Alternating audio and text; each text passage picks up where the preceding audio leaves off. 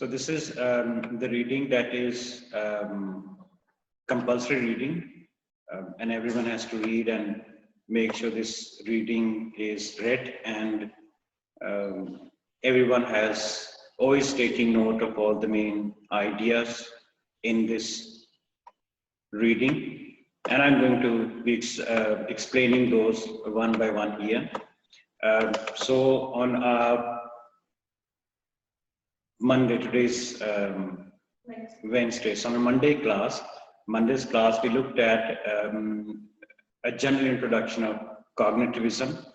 And to explain that, I used the same reading and I tried to explain to you different aspects of cognitivism. So today we are going to go through first half of this reading, and I will be explaining to you not important, but all the ideas given in this reading in detail. So the first point was that cognitivism is based on developmental or experimental psychology. So that's what we call, so when they started looking at human behavior, or when they looked at behaviorism, then they thought that a lot of learning cannot be counted as behaviorism because it doesn't show up as a behavior, and we cannot see whether whatever we have learned is actually displayed or demonstrated through a certain behavior. So they call it what they call cognitivism, the processes that we have in a mind or in a brain. And that led to this idea of cognitivism. Then, and this also, people started looking at that what we learn is not because we are responding to a certain thing around us, which is stimuli in behaviorism, and it has to be shown through our behavior. So then it moved to cognitivism, where they looked at how we learn. What is it that we do in our brain? What is it that our brain do that keeps some of the information to be taken to long-term memory, and some of the information goes into short-term memory and slowly disappears, and some of the information is discarded. So that's what they were looking at. So that's the shift from behaviorism to cognitivism. So the important idea was the language acquisition, right? Because the only way to tell others that you know a lot of languages by speaking. But in our speaking, we do not use lots of words that we know. But when we are reading, we don't have to look up into dictionary. We don't have to open dictionary to say, okay, that is the meaning of this word. So and sometimes we are able to infer the meaning of the word by reading something or a sentence. So this ability is what we call cognitivism. So language acquisition was an important idea that they looked at when they were moving from behaviorism to cognitivism. And this is also another idea that contributed in this shift is computers. Because computers have this idea that computers can retrieve information. That's what our brain does. Our brain is continuously retrieving information. And to retrieve information, we have to store information somewhere in our brain. So they were saying that it is similar to that model. So humans have two types of data. Just like computers, they have data. There is input devices. We also have input data, and we get this data through sensory motor, through senses. What we see, what we hear, what we feel, what we touch, smell, all this, and then material from our memory. So when we are seeing, we're observing also, and a lot of things are going, what we're observing, we think more than what we observe, right? That is also material from our memory. It goes, and this is actually go through a process, attention, perception, encoding, and memory. So attention, to make it part of memory, we need to pay attention to something. We need to look at it for some time. We have to touch it for some time. We have to hear it for some time. So that is attention. Then we have perception. Now perception, here they say perception is trying to recognize whether whatever I see or hear or touch, whether it can fit into the already existing file, right? Schema is an important idea here, so whether I can recognize this object, whether I can fit this object into the already existing file or files. So that is recognition. And once the so we have pattern recognition, which is whether it fits in a bigger picture, which I have already created, and Gestalt theory is used. So the principles of proximity, how close it is to something which I already have, then similarity, how similar it is, and then continuity. Sometimes whether it is the continuation of something that I learned earlier, that I saw earlier, and closure, right? So the objects close to each other, maybe in terms of shape, color, function, or use. So it also decides how that object is going to be placed or stored, right? Then from the pattern recognition we move on to what we call, so we have encoding, right? So encoding is we give a certain code, and this code is stored into a memory. So when we say we are recalling, that means we are decoding something. So first it has to be encoded, and then when we recall, when we are thinking about something and recalling, we are actually decoding that information. So once our brain has gone through this process, then they say we actually retrieve that information. And retrieving information is something has to happen around us. It has to be, maybe someone might ask a question, someone might, we might be participating in a discussion or a conversation, right? And as a result of this, there is a retrieval of information, right? And that retrieval is actually from the long-term memory, not from the short-term memory, because the short-term memory is, short-term memory lasts only for very short period of time, 30 to 40 seconds. And after that, it disappears. For example, they've given an example of rabbit or duck. Or maybe another example could be turkey or duck. So it seems that turkey or chicken looks close to similar. If you look at but people can recognize this is turkey and this is chicken or a duck, right? So that is how when they're looking at, when a child sees, let me go back to the image there. When a child sees that, then the child has to pay attention. Okay, it has beak, it has neck, it has legs, right? And then once the child has seen all the things, beak, neck, bodies like this, then the child has to see whether I've seen anything like this before. If the child thinks, okay, I have seen this before, what was it? So the child is trying to put that information into the already existing information, right?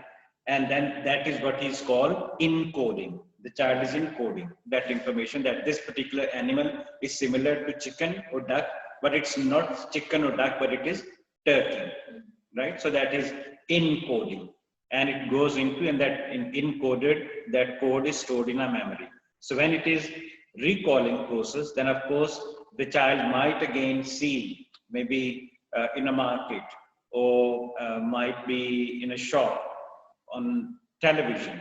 So when the child sees, the child is able to get into and retrieve that information. Okay, this is the same that I saw. I have already encoded this object, and that was turkey. So the child is going to recall that or decode that information and say, okay, this is a turkey, this is not a chicken, this is not a duck, right? Another example could be horse and a mule, or a donkey and a mule, right? So we know the differences and the similarities between mule and a donkey, right? So though they look similar, but people can recognize this is a mule, this is a donkey, because we have a certain file or a encoding, especially for a donkey and for a mule. And when we are looking at any of it, we are able to recall that. So that is what we call encoding. Now, this was what we call information or computer model of what it says computer and artificial intelligence and how we store information in this one. Now, memory, as I said the other day, is actually short-term memory and long-term memory. And there are different types of memories. There are what we call episodic. As we see, there is something outside which makes us observe something through our senses, and this goes into a short-term memory. And we are paying it, because when we are watching it, we are paying attention to it. And that goes into a short-term memory. So part of it will be forgotten if we do not reuse this information after some time, or maybe after a minute or 2 hours or 3 hours. If we don't use that information, it will be forgotten. If we are going to use that information, then it will be stored in a short-term memory for a longer period of time. And if we use it very often, it will go into a long-term memory, right? And if we keep recalling, it will be stored there forever and it will be accessible. And some of the information goes there, but we don't use it very often. And because of that, it is still there, but sometimes it becomes inaccessible. Just like we have lots of files in a room, and when we need to, and the file that we very often use, or maybe on a computer, you have arranged your system, your files there, and the file that you access very often, the folder you access very often is, you know, okay, this folder is there. But if you haven't accessed any folder for maybe 2 to 3 years, it is going to be disappear. Okay, I do not know where that folder is, where that file is. So you take longer than usual to find that particular folder or that particular file. So it is in a way inaccessible, but with little cues. So you need to have cues. Okay, the file contained this kind of information. It was in this. So you will be using lots of other cues to recall that information and to get yourself reconnected with that information which is stored in your long-term memory. It is there, but it is now jumbled up with lots of other information because you haven't retrieved it, you haven't used it. So it is not that you have forgotten, it is just that it has become inaccessible, and with the help of the cues you are able to retrieve that information. Then working memory is, as you can see, working memory is visuospatial scratch pad, central executive, phonological store. This is language. Phonological store is language. Visuals, images that we see. Now, episodic memory we have. Long-term memory is episodes. We looked at episode, events, right? Semantic, language, right? Procedures, procedural memory, procedures, right? We will come back to it in a while. There is, they have here. Now we have deep and surface memory as well. So deep, so it is also what they call deep memory. It's a kind of long-term memory, right? And surface processing is so they say deep encoding involves the generation of connections to previous knowledge and existing schema and results in more permanent memories. So deep memories is resulting in permanent memories where you're using the previous information, while the surface is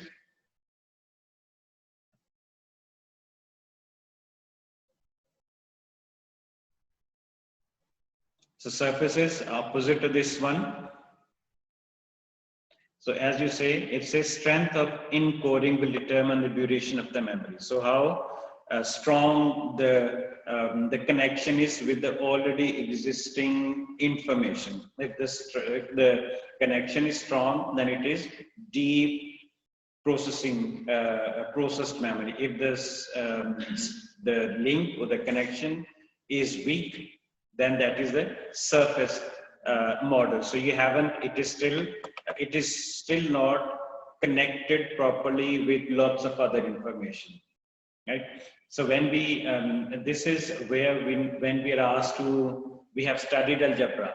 Now we need to take algebraic equations to practical applications. So they might give us word problems. So this is where you look at deep and surface processing model.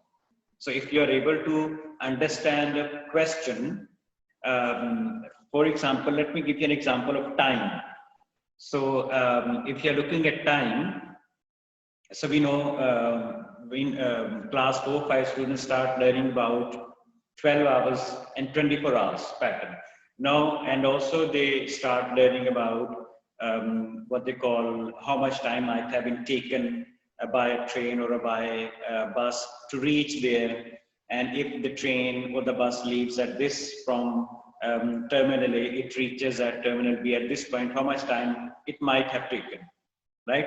So that is, the child is looking at, for example, I can give you an example here, that a bus leaves from terminal A at 1800 hours and it reaches at terminal B at 23:15 hours.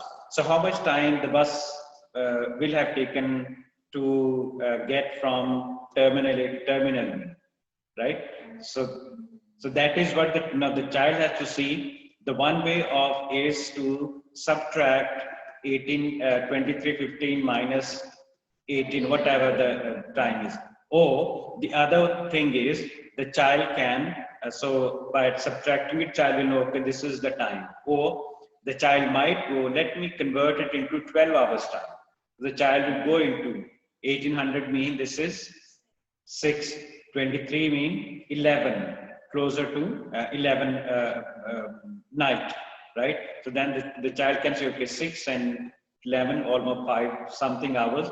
So then it can be reached using 2 different approaches. So if the child can look at both approaches, then that we call deep processing model, right? The child can connect with lots of other things. If it is surface, then the child is going to, okay, this is 20, so let me subtract this, so I will get the answer. The child will not be able to connect it with 12 hours clock. So if they ask, okay, and transfer this into 12 hours clock, you know, child, let's say the bus leaves at 6 p.m. and reaches at 11:15 p.m., right? So that is, the child has to put a p.m. or a.m. with the time and then calculate it. So that is what we call deep and surfaces. So you are able to apply a certain set of knowledge into a different setting, into a different situation.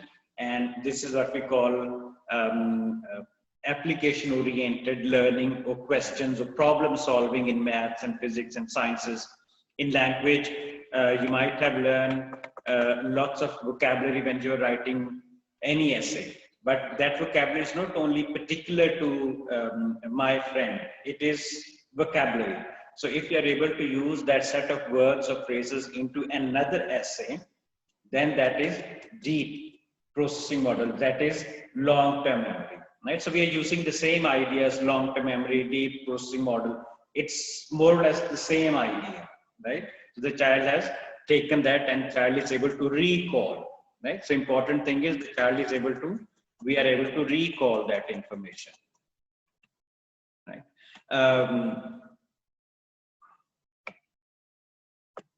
That is, they have just given an example here that when we are looking at, we are creating some, for example, when we say synonyms. So this is an association, okay. So for example, in this picture, they have looked at view. So there is something and the child is connecting one idea with lots of things.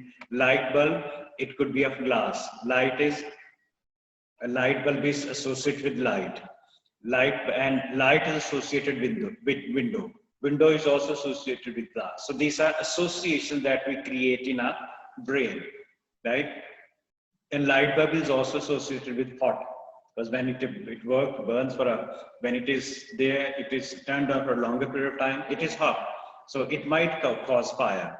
And then it is cold when it is not on, right? So light, vision mean eyes mean nose because explosive eyes. So basically relate things and put them in long-term memory. Yes, so it helps him. So that's what I said. We are creating associations. So one idea has lots of, for example, time. So time is only to watch, but also to see how much time will I take to get there. So we plan. Okay, so time is not only about getting up in the morning or going to bed. It's also planning. Okay, I should leave at this particular time. Time is market, shopping. Time is what we call bank, right? Time is shopping mall.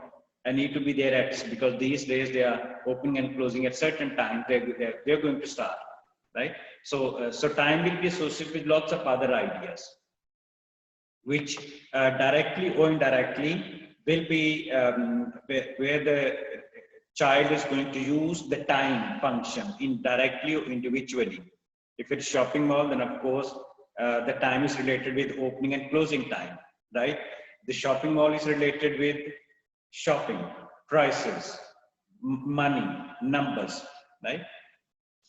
So there are so a lot of complicated web of links is there. Now this is important, practical implication. That's what I said today. We are going to look at this one, practical implications of cognitivism for educators. Now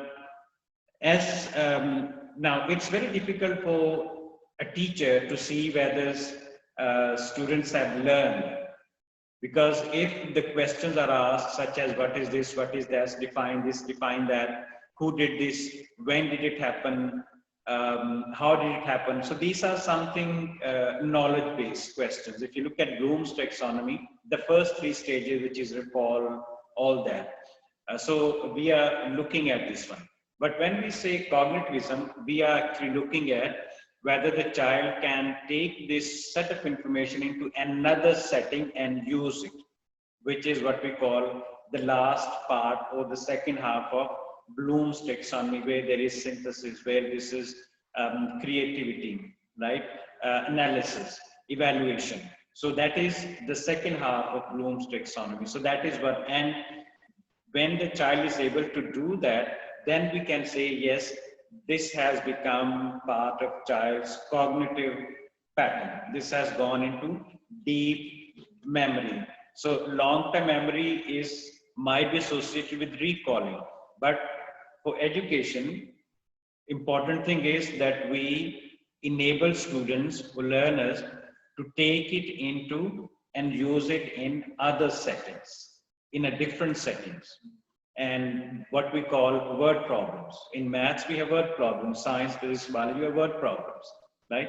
So if the child, if they can understand the situation and decide which formula to use, which mathematical function to use, then that is what we call the child has learned the function of this particular thing. That's little difficult for teachers to know whether the children or the child or the students have really achieved this, whether they have really made part of their cognitive pattern. So for this one, what they do,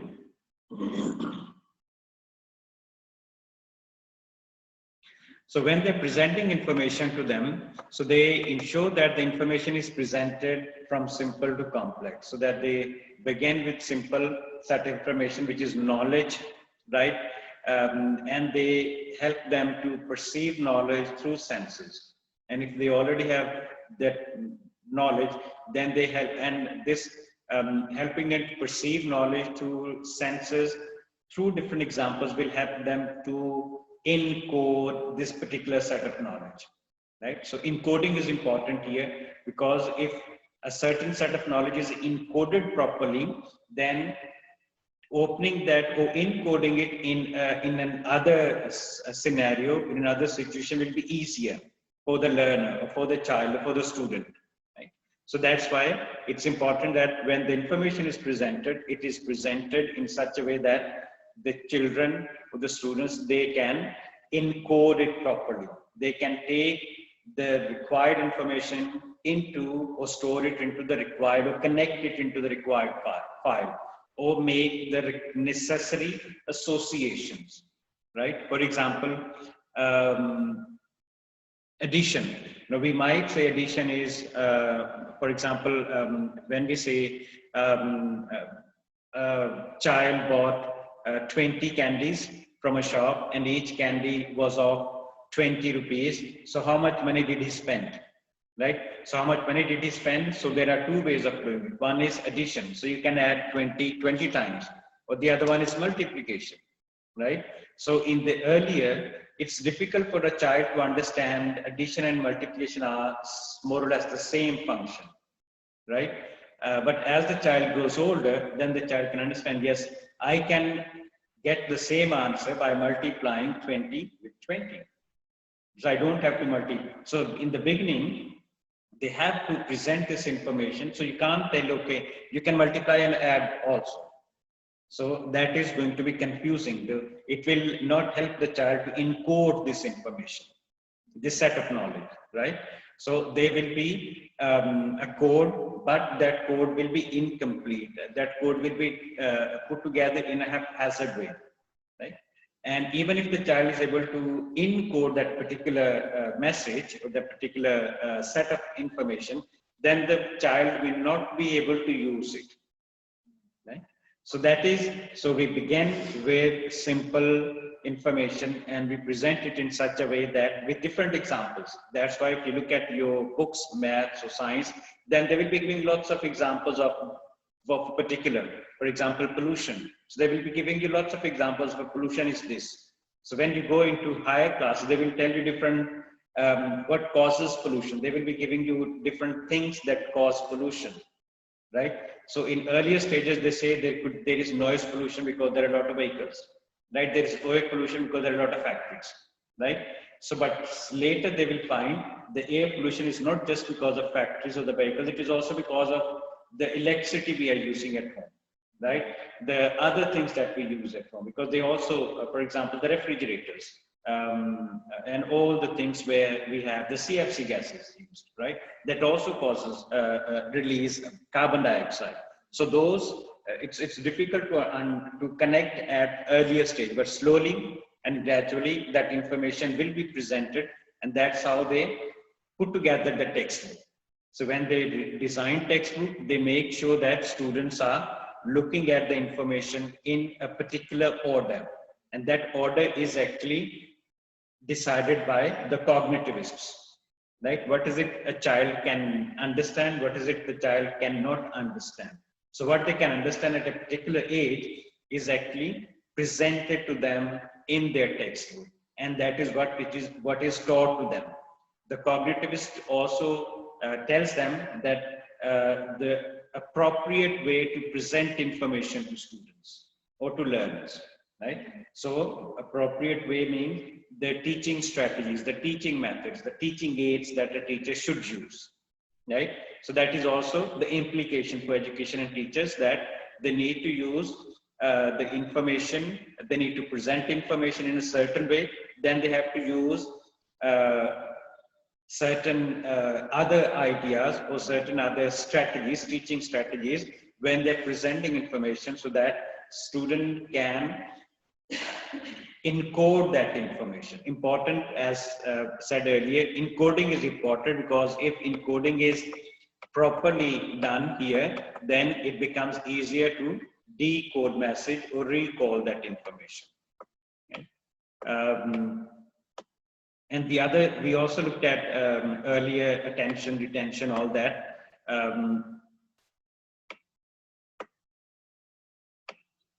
So I'm not going to repeat this, what is attention. So another thing is also important here is multiple intelligences idea. Now this theory suggests that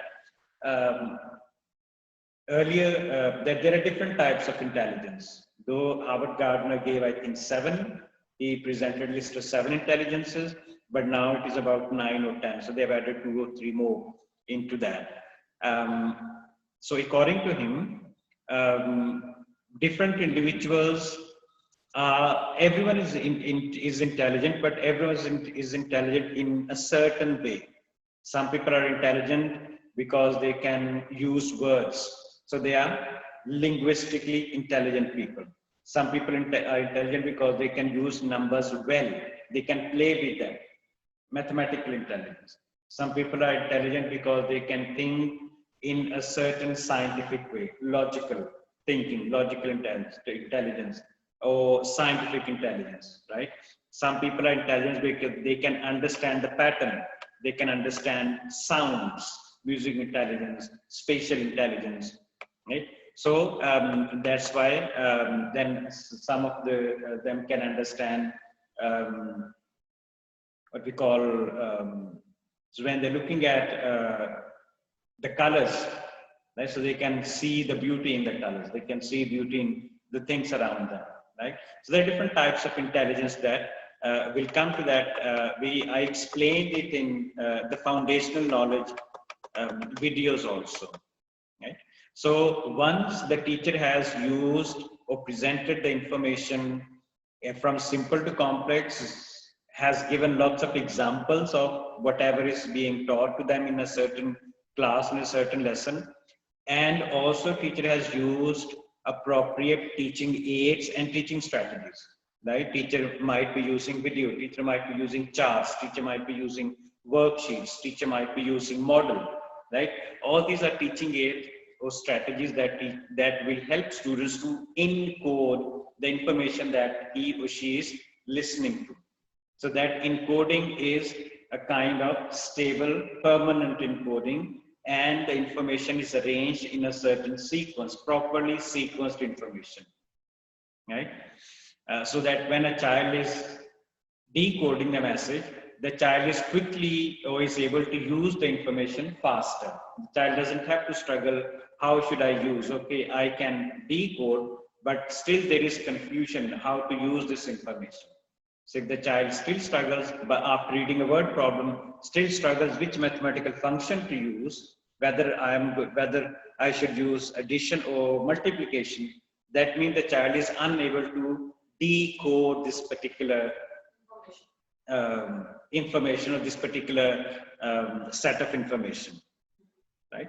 So that is, so the teacher has to use that, and also as teacher needs to revise and repeat that information a lot of times in classes, because only then, if the information is revised and repeated very often, it goes into our working memory, and from working memory it goes into our short-term memory. And you can see working memory is which information is most important. Okay? So you recall it, so to tell them this is important information. So outline of the material to be learned, right? So teacher always say, okay, this is important for us to learn. That is important for us to learn. What is this, right? And that also reflection, remember items, meaningful ones, right? The assessment. So your teacher have taught. Now after that, teacher is going to ask students maybe to take quiz. So when students are taking quiz, so whatever question is asked in the quiz, that's the set of questions will give them an idea, okay, this particular set of information is important because teacher asked it in the quiz or in the exam also, right? So that is also from working memory, and it goes into a long-term memory.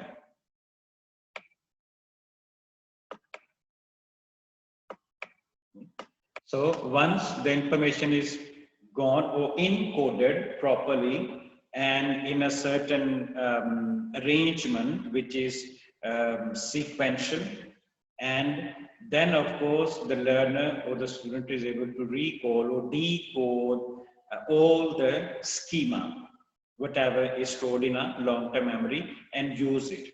Now, multiple intelligences idea is here. We might be able to, some of this students may not be able to decode mathematical things or language things. No, it doesn't mean they're not intelligent, but they might be able to encode properly something related to music, something related to colors, something related to space, right? So this particular tendency or this particular disposition towards a certain kind of knowledge will also help the teacher to see what examples should I give? How should I present information to students? Should I present them just in the text form? Should I present them in the picture form? Should I present them in some other model form? Should I ask students to make something, to construct something, right? So that is also some of the ways the teacher can look at, okay, these are the things that I must use in my class. That is why the teachers, when they're teaching, they do quite a lot of activity. They will be asking students to write. When they write, they are writing something by themselves. So they are recalling information and writing, right? So that is also one of the ways to take that information or to encode information. And then the teachers also use what we call, so when they're presenting information, so they not only have writing exercise, they may have reading exercise also. They might have drawing exercise. They might have building a model exercise. They might have making a chart exercise. So all these exercises, activities are actually to help learners or students to take information or encode information into their long-term memory. So these are some of the implications for a classroom teaching or for a teacher. So, so the important thing is looking at the cognitivists, they are saying that a teacher should be aware of three things. The first thing is the stage or the cognitive development stage of the learner, the student who is or who are in his or her class. If he or she knows, then the teacher should present the information according to their developmental stage. And if he or she needs to adapt or change information which is in the book might have information above the developmental stage or less or lower than the developmental stage. So teacher might have to change information according to his or her class by giving lots of examples.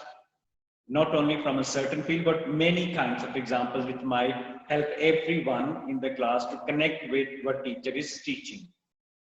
So that is another. So which also involves using teaching aids, multiple teaching strategies, multiple teaching tools, whether it is charts or videos or models or reading activity or writing activity. So all these are different ways a teacher can make sure that students are encoding the content, right? Because the purpose of all this activity is to help students to encode so that they can decode it at a later stage when they might be taking exam or when they might be using it in their everyday lives, right? And that is why the knowledge that we take it to everyday lives is mostly mathematical in nature. Even those who, you must have seen students or maybe people who work at shops, they haven't been to school, but they can add and subtract money, right? They can give you the bill. Okay, this is for this much, this is for this much, and that is the total. Because they have used it so many times that they are able to do it. They've been able to identify the pattern. 3 plus 5 is 8. 5 plus 3 is also 8. Right? So that's a pattern they can identify. 20 plus 20. Okay, I need to add 25 plus 36. So 20 and 30 is 50. 5 and 6 is 11. So 50 plus 11, 61. Right? So there are different patterns that they create for themselves to use that numbers, the information about counting money or calculating the total bill, right? So these are, though no one has taught them, but they have learned it by themselves. So that is what we always do. So the last point is we are always actively engaged in encoding process, right? So encoding is an active process where learner is actively engaged and it has to be done actively, not passively. Encoding is an active process. It's not a passive process. You can't be sitting there and information is encoded. If you are just sitting, if you're just a passive sitting over there, then the information is going into short-term memory and it will be forgotten after some time, right? So this is, that's important. So learning or encoding. So when we say learning in cognitive perspective, so we are saying that the teacher is helping students to encode information, right? And that encoding is happening through an active participation of a student in the learning process, which is guided and supervised by the teacher, and the teacher is using appropriate information, content, along with teaching strategies, teaching resources, and teaching aids, right?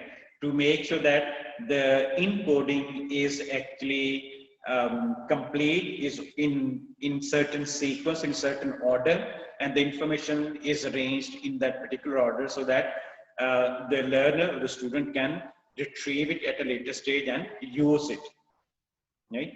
So, so that is the end of our cognitivist learning theory.